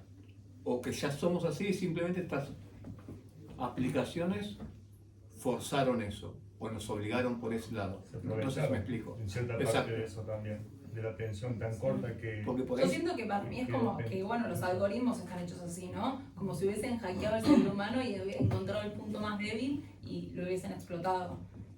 Bueno, en la IA Bueno. hay muchos psicólogos involucrados que han estudiado, de hecho tienen la metáfora del cerebro-ordenador. Lacan en el seminario 1 habla de la cibernética, es decir, psicología e inteligencia artificial Claro. van muy de la mano y también Igual. porque se sabe en qué puntos tocar. En TikTok, por ejemplo, está estudiado Claro, los psicólogos, todo cómo lo hacen, por algo los vídeos son tan cortos. Y el video tiene que tener, vos fíjate que si no tiene como un cambio de enfoque o algo en tantos segundos, vos lo cambias. Porque tu cabeza no soporta ni 10-15 segundos de que una persona esté sentada hablando de algo. Aunque te esté interesando, si no cambia el enfoque o algo en el video, vos lo pasas. Está estudiado de esa manera, ya la atención es tan limitada que no lo podemos ni detener ni un minuto, ni un par de segundos. Como respondiendo también a eso que preguntaste, esto no fue generado tampoco por un ente externo, fue generado por el mismo hombre, así que obvio que hay una parte nuestra que es así, que no puede estar con ese aburrimiento, con esa angustia y crea a raíz de eso todo esto, ¿no? Siempre hubo ficción, pero bueno, yo creo que cuando vamos creando estas cosas no somos conscientes de las consecuencias que van a tener, y bueno, y ahora las estamos viendo. Y hay otros Habían factores, varias... perdón. Dale. Vale, la última Dale. y ya seguimos. Lidia, No, y hay otro factor Eva, externo Roger, que está mejor visto y que nunca se critica, pero yo por lo menos sí que intento ponerme límites, que es la música. Que siempre vamos con los auriculares y es un ruido continuo, que sí que es cierto que a veces te puedes abstraer y no estás escuchando. Pero lo que decías es que a veces no tienes la música puesta y tú estás en tus pensamientos, pero estás repitiendo la canción, ¿no? Sí, sí. Ese ruido continuo. En Totalmente. cambio, eso nunca se critica, la música. Totalmente. Bueno. Y qué casualidad que yo justo esta semana me dije, porque yo vivo escuchando música, Sí. así, me encanta, y esta semana dije, voy a cortar para ver qué me sale, ¿no? Como que si me escucho algo diferente o escuchar los pájaros, pero... Schopenhauer Justo, aquí lo sí, refutaría. Pero tendría que Pero explicar bueno. otras cosas de Schopenhauer, pero para él la música precisamente te puede llevar a abstraerte a un punto de eliminar el yo que te lleva a eliminar el sufrimiento. Solamente que eso no nos sirve para lo que estamos Pero si hablando la estás ahorita. realmente escuchando. Para otro Yo debate. creo que Eso ahí es está para el otra tema. cosa. ¿Ah? Si realmente le estás escuchando. Sí, estás allí. Y de hecho hablaba de la música, bueno, él estaba hablando más de la música melódica que vocal, ¿no? O sea, él estaba hablando de, porque claro, si estoy cantando una canción, pues está como más compleja, Claro, ¿no? también depende un poco qué música, pero bueno, va, sí, bien, buena Lo de la reflexión. música, bueno, Y ahora música. sí, tenemos Lidia, Roger, Eva también, ¿no? Ah, No sé si estás... tú. Vale, y no sé si había alguien más. Empezó Víctor, Víctor fue el primero que levantó la mano. Víctor. Eva, Sí, Víctor fue el primerito que levantó la mano. Me ha parecido bueno, es que este tema es muy interesante porque justo me estoy leyendo un libro que se llama Pensar rápido y pensar despacio, que habla de este tema justo. ¿Alguien lo ha leído aquí? He escuchado como una, ¿no? y se no Kahneman, de Kahneman. Sí, de Daniel Kahneman. Muy interesante porque habla de los dos sistemas que rigen en nuestro cerebro y está el automático, que es el que está todo el día, que sería como la mente inconsciente, semi-inconsciente, en la que actúas todo el rato de forma automática. Y luego la otra, que es la pensante, o sea, la que tienes que activar, la que por ejemplo si te ponen una multiplicación complicada tienes que forzarte, tus pupilas se dilatan, te da palo. Y eso es de lo que habla también el libro, que somos perezosos los humanos de normal, en plan cerebralmente hablando, o sea, nuestra psique es perezosa. Y siempre busca abstraerse todo el tiempo necesario para poder usar el sistema 1 y no estar usando todo el rato esa energía que necesita el otro sistema para trabajar, que es el que nos da malo usar, como cuando leemos un libro que es complicado o como cuando, yo qué sé, te ponen a hacer un problema complejo. Y justo lo que hace TikTok y todo esto es que truca como, por ejemplo, lo que habíais dicho antes del aburrimiento, ¿no? ¿Qué hace TikTok? No es que no te impida concentrarte, es que cambia lo que sería tu modo de aburrimiento natural de estar sentado por TikTok. Ahora, cuando te aburres, tu asociación cerebral al aburrimiento es TikTok. Por eso te puedes aburrir viendo TikTok. ¿Por qué? Porque ahora tú asocias el aburrimiento con eso también a la vez. O sea, es entretenimiento y aburrimiento a la vez, se han solapado. Ya no te puedes quedar así, empanado mirando a la nada. Para ti, para tu cerebro, ahora eso significa TikTok. Es como, el cerebro crea como mapas. Es que esto, el puto libro este es un tocho de la hostia, ¿eh? Pero el caso, ¿no? Y me cuesta explicarlo porque es un montón lo que estoy leyendo y además me estoy viendo un pavo de YouTube que también explica estas mierdas, que además trabaja con adictos. Está súper guay. Pero básicamente es que el cerebro es perezoso. Y todo lo que le vaya a dar dopamina y que sea sencillo y que pueda trucar por cosas de tu día a día y cambiarlas por esas descargas de dopamina, lo va a hacer. Y no es el tema de querer vídeos todo el rato, ver vídeos y scrollear constantemente y que te den como esa descarga de dopamina. Es el hecho de scrollear. Se hizo una prueba con ratas y con palomas, en las que a unas básicamente se les daba un estímulo cada vez que daban el clic. Es el clic lo que da el estímulo. Y aparecía esa comida también. Pero ya no querían la comida, querían el estímulo y dejaban la comida al lado hasta que se pudriera. Les daba igual, querían el estímulo. Sí. A nosotros nos interesa bajar y que al bajar haya una cosa nueva, pero no te interesa ni lo que hay ahí, ni el devenir, ni nada. A ti te interesa solo que pasar. Es el propio pasar, o sea, esa es la raíz del problema. Tu cerebro comprende que al hacer ese pase hay una descarga de dopamina y eso es lo que él comprende y hace. Tu descarga de dopamina está en la bajada, no en lo que ves. Lo que ves te da igual, por eso ni siquiera lo retienes. Que tal vez la mente inconsciente sí que lo retenga, que eso también tiene que ver con otras cosas de este libro, como el priming y lo que retiene tu mente inconsciente. Pues es una opiación, es una opiación toda regla. Sí, sí, total. Es como ese capítulo de Futurama donde Fry está ahí comiendo el slurm ese, ahí no puedo dejar de comer este fango. Y están ahí como con esa mierda, es que es malo, pero que al final el bicho, él mismo el que lo caga, se lo pone en la boca.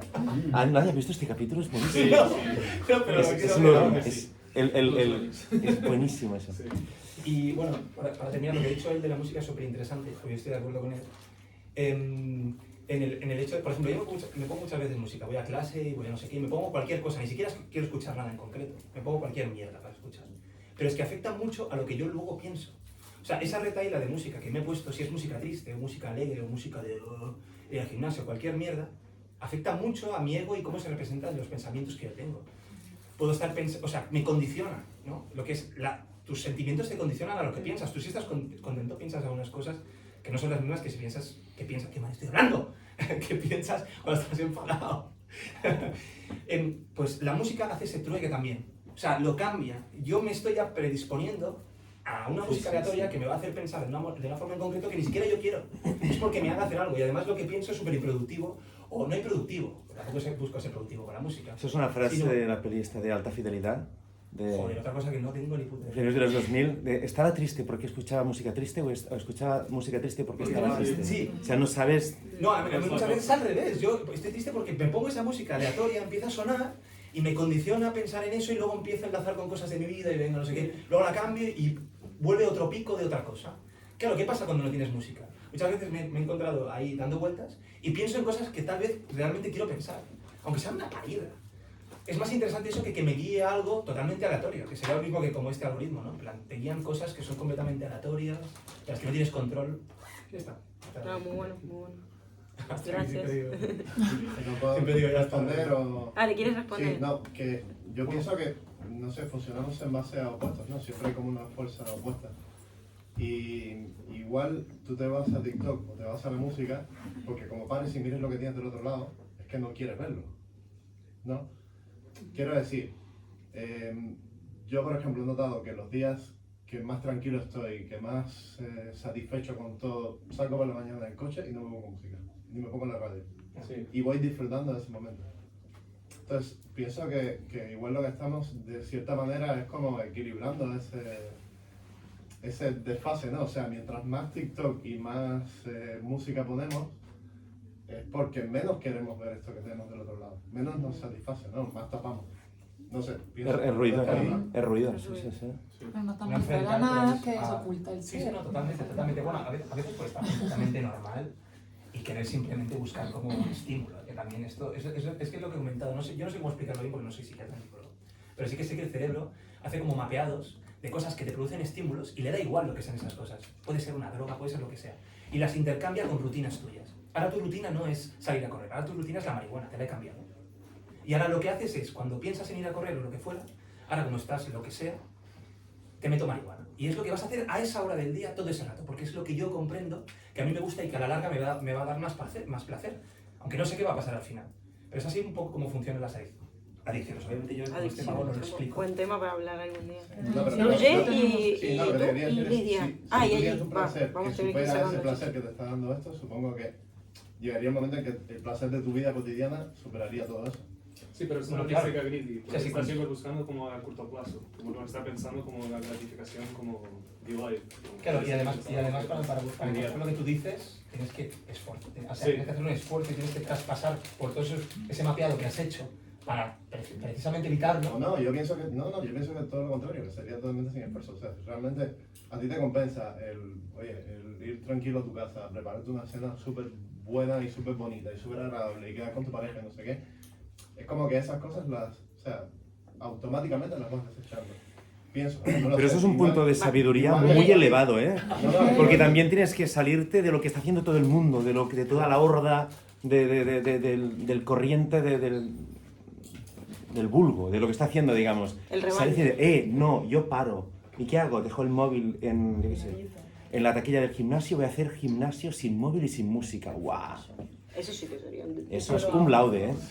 No, eso ni Y el otro día lo hice música y no me voy a sentí muy gimnasio. bien. Yo sin música no voy a gimnasio. Oye, aprovecha y sigue. Yo quería hacer un par de consideraciones. Primero, ya sabéis que a mí me encanta la etimología. Y esto del aburrimiento lo busqué hace tiempo y por algún extraño avatar me acuerdo. Muy precisamente de cosas que me gustaran mucho. O sea, el aburrimiento, el ap que has dicho tú, que es el separar lejos de el y el or. O sea, hay una raíz indoeuropea que es este or, una cosa así rara, que a partir de ahí, o sea, eso lo que significa es tieso, erizado, o sea, estar así. Y a partir de esta raíz vienen palabras tan dispares, pero a la vez similares, como evidentemente horror, y hórrido, y horrible, y horripilante, que directamente es pelo tieso, pelo erizado, de ahí viene horripilante, o palabras que en catalán se leen mejor, que es el ordi, que es la cibada. ¿Sabes? Como el trigo en el que en los campos, pues estas espigas todas así, porque es esta cosa como tiesa erizada, como de un pelo erizado, como de algo.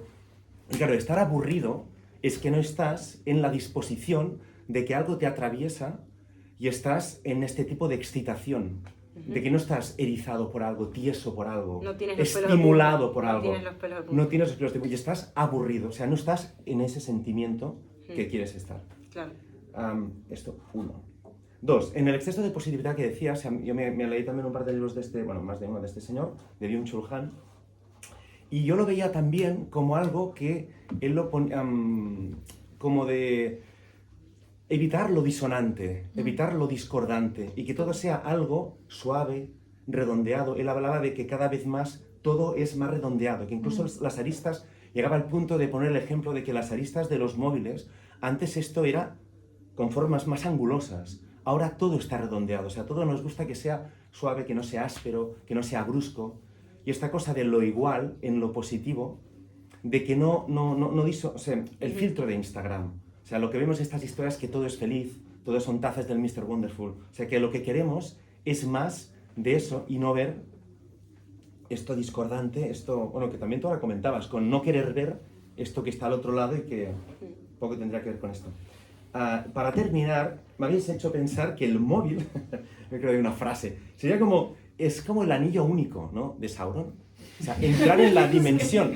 No, porque a veces incluso tú estás muy mal y sabes que has estado mucho rato viendo el móvil y te pones la mano en el bolsillo cual Bilbo Bolsón y solo de tocarlo te baja la tensión porque sabes que está ahí. Es el puto anillo.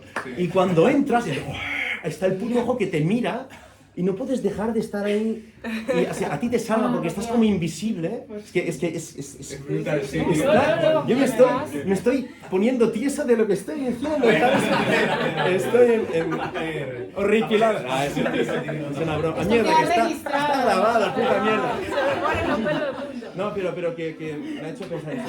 Y finalmente, la frase que decías de Séneca no es que tengamos poco tiempo para vivir, es que no lo sabemos aprovechar. Eso era la frase, la dije, la parafraseé al orto, que no sabemos usarlo y hacer emplearlo. Y finalmente, una última frase de Walter Benjamin, porque al final nos ha hablado que el aburrimiento es esta antesala, y él tiene una frase que es: el aburrimiento es el umbral de los grandes acontecimientos. Es que el aburrimiento te permite... Esta antesala de... Que esto Byung-Chul Han lo habla cuando dice, por ejemplo, él lo pone en el ejemplo de un artista, de un pintor, pero puede ser extrapolable a muchos otros trabajos y artesanos, no tienen que ser artísticos. Dice, por ejemplo, un pintor o un escritor no está 8 horas, 7 días de la semana escribiendo, pintando. Necesita un momento de estar en la nada, oyendo a un concierto, oyendo a una exposición, o estando hablando con los amigos para ir acumulando vivencias, ir acumulando sensaciones, ir acumulando hasta que algo como que activa el trigger ese, y hasta que llega un punto que, ¡buah! Y ahí es cuando yo puedo empezar ahora a crear, que sería un ejecutar lo que ahora he estado todo un tiempo acumulando. Claro. Y eso no puedes constantemente ir a producir porque no te saldrá. Total. Y esta antesala es donde está la creación verdadera, en este aburrimiento, contemplación. Inspiración también, sí. Me hace acordar a Rilke que dice, los versos no son solo escritura, son experiencia. Un poeta tiene que salir y ver cómo nacen las florecitas por la mañana, o en la primavera, ¿no? Así como prestar atención a esas pequeñas cosas, esos pequeños detalles que en la vorágine no los vemos y que inspiran a la hora de escribir luego. Si no, ¿qué escribes? Si no vives nada. Primero vivo. ¿Qué tienes para contar? Había una frase, era Machado, que era de primero vivo y luego escribo. Eso o sea, es, ¿no es Márquez? Gabriel decía Márquez que No me vivir para acuerdo. contarla. Vivir para contarla. Vivir para de hecho, contarla. tenía un libro que se llamaba así, Vivir Pero para que- contarla. Sí. Hay Además que hay una dos, frase igual. también Sí, sí, sí. latina que me encanta, que es primum vivere, deinde filosofare, estoy diciendo al orto, deinde filosofare. Sí, sí, Entonces, sí. primero vivir, después filosofar. O sea, ¿de dónde es filosofía del mundo? Totalmente. Y ahí. Ahora sí, perdón, estoy un montón de tiempo. Es un poco en línea con lo que estaba diciendo, que el aburrimiento es fundamental para la creatividad y para la reflexión. Y cuando tenemos como estímulos constantes, como es mucho más difícil estar en un momento de paz, de reflexión y que te interese otra cosa. Es como una idea que yo no sé si concuerdo, pero que es interesante para esto, que Rick Rubin dice que las ideas son como, no son de una persona, que están espalladas y que la gente lo coge y las utiliza. Pero creo que tienes que estar en ese momento de aburrimiento, de espacio abierto, de exploración sin propósito, para que llegues a esas ideas. ¿Quién dice eso? ¿Quién has dicho? Rick Rubin, un productor musical de... De los Red Hot Chili Peppers. Sí, y Eminem y de 30.000 otras personas súper conocidas. Y yo creo que hasta qué punto, no ser un paranoico, hasta qué punto las redes sociales también no son un poco hechos para eso, porque el diseño de las redes sociales son hechas para este estímulo continuo, como no es aleatorio que cuando hacemos refresh del Instagram es como para abajo, como las slot machines. Eso fue hecho como propositalmente para dar esa dopamina, como estaba diciendo, como es la anticipación de lo que viene y no el resultado en sí que trae ese entusiasmo todo. Y así que, juntando también lo que tú que estabas diciendo, la meditación, que yo me entero también en mi experiencia, como cuando tengo los días que no son tantos como quería, que empiezo la mañana meditando y tengo más tiempo para reflexionar, como el resto del día no siento tanto la necesidad de estímulo, de la pasividad de tener algo siempre como estimulando visualmente y auditivamente. Pero también es mucho difícil como mantener eso como todos los días y ya leí también, ya no me acuerdo dónde, que la manera como nosotros tenemos la atención, y por eso es que la idea de mindfulness y de meditar es tan difícil, es que nosotros no somos hechos para estar enfocados siempre en una cosa. Como si tenemos siempre estímulos para estar atentos a cualquier peligro que tengamos donde sea.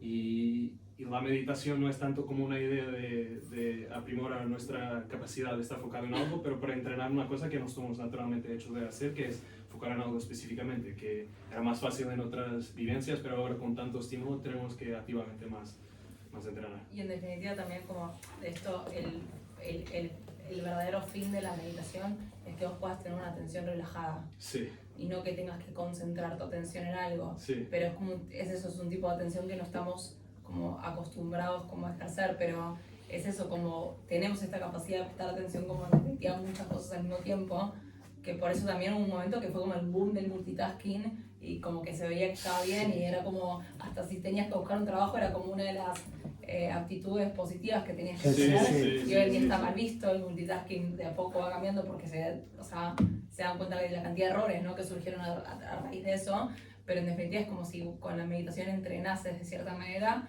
como esa múltiple atención, porque el objetivo final es poner la atención sobre la misma conciencia y no sobre algo en particular. Y algo que me parece muy curioso cuando cuando hice un retiro de meditación, estaba lleno de canguros, ¿no? Porque era en Australia, y veías a los canguros tirarse en el pasto cuando hacía mucho calor se iban a la sombra, cuando llovía se metían abajo de un techo, comían, se tiraban, iban a hacer sus necesidades y esa era su vida. Y cuando veías personas encerradas en un lugar donde no tenían el móvil, donde no tenían un libro, donde no tenían para escribir y no tenían nada para hacer, éramos animales. Y cuando hacía calor te tirabas a la sombra y cuando llovía te metías en la habitación y si tenías sueño dormías y si tenías hambre comías y se terminaba todo lo que podías hacer. Entonces como que siento que hay en esa vida animal, ¿no? De cierta manera, como que radican algunas de las respuestas que nos están faltando Sí, a una nosotros experiencia ahora. meditativa. Sí. A mí me gusta mucho la analogía que meditación es una tentativa de recuperar el presente, que seas como focalizado en el presente y no sea en el futuro pensando en qué va a ser y con ansiedad o pensando en lo que hiciste ayer, que hiciste mal o intentando cambiar lo que ya pasó. Y de la Gracias, mano chicos, quiero pero que hay dos una cosa personas muy más. pequeña y es No que va a- lo mencionaron, sí yo sé, pero solamente esto. Cuando hablan de que hay que de alguna manera motivar esto, porque esto no sale de la nada, que lo han mencionado los tres, Heidegger menciona que este temple anímico que yo les decía, hay un despertar del temple anímico. No es natural que se despierte el aburrimiento existencial. O sea, de alguna manera hay que dejarlo ser, pero también motivarlo un poco. No se puede generar artificialmente, pero de alguna manera hay que disponerse para que este temple anímico se despierte. O sea, no se da de la nada. ¿Sí? No es tan sencillo, precisamente Hay que crear las por esto. condiciones, Hay que sí. crear las condiciones para que se dé. Lidia y Venus, ¿te llamas? Qué lindo nombre. Qué lindo nombre. Tengo tatuadas 2 Venus, imagínate. Bueno, Lidia. Que me da la sensación como que me voy sin ir, o sea, vale, todo lo que hemos dicho, lo que no hay que hacer, tal y cual, pero yo me expongo a mi vacío existencial del aburrimiento y alguien me puede dar alguna idea de qué hacer, porque me entra una ansiedad que lo flipas, entonces, ahora ya sé lo que no tengo que hacer, ¿vale? ¿Qué hacemos? ¿Verdad? Pues, Heidegger, Que me devuelvan el dinero. Provocarlo es de alguna forma el disponerse. O sea, el disponerse significa tratar de no tener estos pasatiempos, entretenimientos de alguna forma, porque el aburrimiento, aburrirse por es diferente al aburrimiento existencial. Es decir, cuando nos aburrimos y nos genera ese tedio de la nada, como es diferente al aburrimiento del asombro que al aburrimiento existencial, que es ese momento como de, ¡wow! ¿Quién soy? ¿Qué soy? Yo creo que de alguna forma una gran revolución para estos tiempos capitalistas hiperproductivos, de la inmediatez y demás es, ¿qué hago? Nada. Pero nada, o sea, ¿qué hacer? O sea, Nada. te Es tiras que en el sofá y miras al techo. sí. Y parece, mira Y lo a ver qué pasa, sorprendente. a ver qué pasa. Mira lo sorprendente. O sea, no, es que escuchémonos. Que pasarían Yo cosas. también digo como, ¿en qué sociedad estamos que seguimos diciendo, o sea, que pensamos hacer nada? O sea, que nada finalmente no es nada. ¿Cómo podemos hacer nada? Porque estamos en la sociedad del hacer y no del ser. Entonces cuando pensamos y si en un momento dado me da la pregunta por el ser y quién soy, ¿qué hago? No sé. Nada. Sí. No O sé. sea, darte de cara al ser, darte de cara a la posibilidad de que ese ser se exponga, porque ese ser te pone de cara a ti, que es lo más importante y es lo último a lo cual nosotros le hacemos referencia en nuestra vida cotidiana. Todo está por encima del quién soy. ¿Y cómo lo sostienes? ¿Cómo te sostienes? No es sostenerlo porque, bueno, Heidegger no era psicólogo, de Pero hecho, ¿cómo? él decía que esto no era una experiencia psicológica, que era una experiencia existencial y es distinta para Heidegger. Se dedica bastante a separarse del psicologismo porque para él la psicología, él tiene un problema con la psicología. Pero entonces no habría como un paso a paso que hacer aquí, porque aquí no te queremos, no hay herramientas para, es la experiencia misma de la nada desocultando el ser, la nada mostrando el ser, ¿qué ser? El tuyo. Y finalmente el ser nuestro es el último ser que conocemos. Conocemos el ser del árbol, el ser de la botella, el ser de Hannah Arendt, el ser de Byung-Chul Han, el ser del móvil, el ser, es decir, la esencia de, pero el ser nuestro, que es con el que convivimos siempre, nunca lo desocultamos precisamente dándonos de cara a la nada. O sea, literalmente, ¿qué hay que hacer en esos momentos? ¿Cuál es la gran revolución? También lo dice Byung-Chul Han en El aroma del tiempo, contemplar. Estar. Más que estar, ser, ahí, en ese, ahí. Como el gato. Venus. Yo sé que es muy duro, pero no. Es duro, pero te sale. Cómprate un gato. No, adopta un gato. Muy de acuerdo con lo que acabas de decir y para aportar algo a lo que preguntas y también de acuerdo con esta frase de el aburrimiento es la antesala de un gran acontecimiento. a mí me gustaría como ampliarlo y llevarlo más allá de los artistas. Creo que esto también sirve para lo colectivo y lo público. Por ejemplo, cuando entras a un metro, tú tienes la oportunidad de dejar de crear un espacio privado, ¿no? Porque cuando coges un teléfono lo que haces es que entras a un espacio que ni siquiera es tuyo. Además, estás trabajando para otra persona, todo lo que se ha comentado, ¿no? Entonces, yo creo, a mí, por ejemplo, me da una gran motivación como salir al espacio público y ser consciente de qué hago yo con este espacio. Porque lo que yo haga va a influir en otra persona, que a la vez va a influir en otra persona. Y si no estoy con el teléfono, a lo mejor tengo el encuentro de una mirada, de una sonrisa, o igual de alguien que está triste y digo, ay, mira, y me pregunto qué ha pasado. Y para mí esto también pueden ser momentos de no hacer nada, pero colectivo. Entonces, para mí la pregunta a veces, igual como la responsabilidad, ¿no? También ante esta como capitalismo desenfrenado, es preguntarse no quién soy, sino quién somos, cómo estamos y eso. No, y que viendo al otro te puede resonar y te ves a ti. Claro, sí, exacto. Que al final es una vuelta. Sí. Bueno, muy bien. Me encanta. Tenemos de repente una última palabra. Mira, tienes la última palabra tú. Bueno, hay un libro que ha sacado una Esto chica no- que se no llama cargas, sino- Utopía no es una isla, que habla justamente esto de... O sea, estamos hablando como en el presente, ¿no? La inseguridad y el vacío que tenemos en el presente por este exceso de información.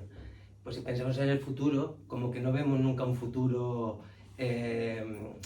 ¿cómo decirlo?, positivo, ¿sabes? O sea, se pregunta a cualquier persona cómo te ves dentro de 5 años o cómo ves la sociedad dentro de 5 años, todos pensamos en algo muy distópico, muy tal. Entonces ella habla como si conseguimos pensar en nuestras vidas, en el futuro como algo positivo, como un cambio, sí que ahí estamos haciendo algo porque estás proyectando y se puede... Después hay que variar el proyectar como uno solo, como un ente y en lo público. Y eso a mí me he conectado mientras estáis hablando, sobre todo con el libro de Ursula K. Le Guin, que es Los Desposeídos, que le da una sociedad libre, en teoría, donde ellos, para poner un ejemplo, cada 3 años, con 6 meses de tu vida, construyes como que la sociedad pueda seguir funcionando. O sea, no estás esclavizado a estar 5 días a la semana, entonces ya el tiempo se concibe de otra manera y ahí yo creo que todos, solamente este pensamiento ya nos hace pensar como, ostras, ¿cuánto estrés me quitaría eso? ¿No? Y qué tipo de vida tan diferente llevaría sin cambio el tiempo de mi, o sea, controlo el tiempo de mi vida realmente. Bueno, me como gusta. algo positivo. Gracias a ambos y también me gusta cerrar con este tono luminoso, más constructivo. Así que gracias y ahora nos vamos al Macabra que queda aquí enfrente, los que queráis venir un ratito y No nos patrocina, pero vamos a retomar. Gracias.